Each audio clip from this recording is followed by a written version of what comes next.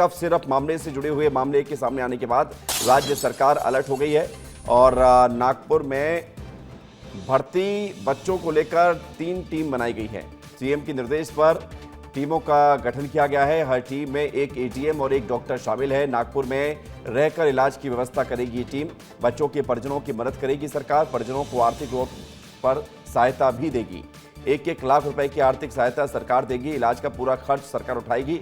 इसका मकसद ये है कि अब ये आंकड़ा बढ़ने नहीं पाए। 18 मौतें हो चुकी हैं, लेकिन अब ये आंकड़ा बढ़े नहीं, ये इसका मकसद होगा। बड़ी खबर आपको बता रहे हैं, कफ सिरप से बच्चों की मौत का पूरा मामला। और अब जो बच्चे नागपुर में भर्ती हैं उनको पूरी तरह से स्वास्थ्य व्यवस्था उनके लिए ठीक रहे, उनका इलाज ढंग से हो, इसको लेकर सीएम ने टीमों का गठन किया है। ये टीम नागपुर में जाकर अपनी जिम्मेदारी संभालेंगी। उधर कफ सिरप से मौत के मामले में एनएचआरसी ने संज्ञान ले लिया है। मध्य प्रदेश, उत्तर प्रदेश और राजस्थान को इस बारे में नोटिस दिया गया है। नकली दवाओं पर रोक लगाने के लिए नोटिस दिया गया है और जवाब भी मांगा गया है। कफ सिरप से मौत के मामले में ये बड़ी खबर आपको बता रहे हैं, एनएचआरसी ने मामले पर संज्ञान लिया है। भोपाल छिंदवाड़ा में कफ सिरप के चलते जो खबर सामने आई और छिंदवाड़ा में जो मौतें हुई और भोपाल में जो एक्शन हुआ उसकी खबर हम आपको बता रहे हैं।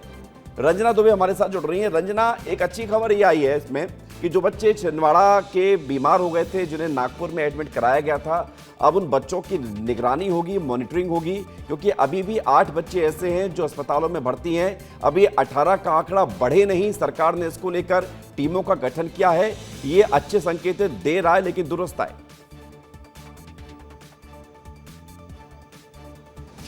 जी विवेक, बिल्कुल सही कहा आपने, क्योंकि देर आए लेकिन दुरुस्त आए, यानी अब ऐसी कोई स्थितियां पूरे प्रदेश भर में ना बनी। इसीलिए अब देखिए मुख्यमंत्री जिस तरीके से उन्होंने सक्रियता दिखाई है, उसके बाद पूरा स्वास्थ्य विभाग अब अलर्ट मोड पर है। प्रदेश भर में अलग अलग जगहों पर जो टीम है वो गठित कर दी गई है, जिसमें स्वास्थ्य विभाग के अधिकारी हैं, आशा और ऊषा कार्यकर्ताएं भी हैं, जो कि हर एक घर में पहुंचेंगी विवेक, और वहां पर जो सर्दी खांसी जुकाम से पीड़ित बच्चे हैं उनको लेकर जो रिपोर्ट है वो दर्ज करेंगे और इसी के साथ ही पूरा लेखा जोखा रखेंगे कि कौन सा कफ सिरप उनको पिलाया जा रहा है, कौन कौन सी दवाएं उनको दी जा रही हैं। ये पूरे प्रदेश भर को लेकर अभी जो सर्वे है वो किया जाएगा। लेकिन देखिए विवेक, अभी जो बच्चे नागपुर में भर्ती हैं, जिनका इलाज चल रहा है, उनकी मॉनिटरिंग के लिए भी 3 अलग अलग टीमें जो गठित की गई हैं वो अब नागपुर में ही रहेंगी और पूरी तरह से वो उन परिवार और बच्चों की स्थिति पर अपनी नजर बनाए रखेंगी कि आखिर किस तरीके से उन बच्चों की स्थिति है, स्वास्थ्य को लेकर क्या रिपोर्ट है अभी, और आगे कितने दिन और इन बच्चों के स्वस्थ होने में लगेगा,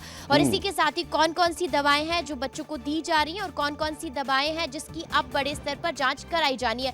यानी अब हर एक बारीक चीज की जो रिपोर्ट है वो सरकार को दी जाएगी और इसी वजह से अब ये कहा जा सकता है कि देर से ही जागा है प्रशासन, लेकिन जाग जरूर गया है। और इस जागने के पीछे जो प्रदेश भर का स्वास्थ्य विभाग है अब वो अलर्ट मोड पर जरूर नजर आ रहा है। और ऐसे में यही कहा जा सकता है विवेक कि भले ही इतनी बड़ी जो हादसे का शिकार बच्चे हुए हैं, वो शायद अब इस अलर्टनेस के बाद प्रदेश भर में बिल्कुल ये आंकड़ा नहीं बढ़ना चाहिए रंजना, क्योंकि एक भी मौत बहुत चिंता में डालती है। 18 बच्चों की मौत ऑलरेडी हो चुकी है, बहुत नुकसान हो चुका है, बहुत परिवारों की चिराग हो चुकी है। ऐसे में अब सरकार की ये प्राथमिकता है कि ये नुकसान और ज्यादा ना हो और ज्यादा बच्चों की मौत ना हो, इसको लेकर ये कदम उठाए गए। बहुत शुक्रिया, धन्यवाद आपका हमारे साथ जुड़ने के लिए, जानकारी के लिए।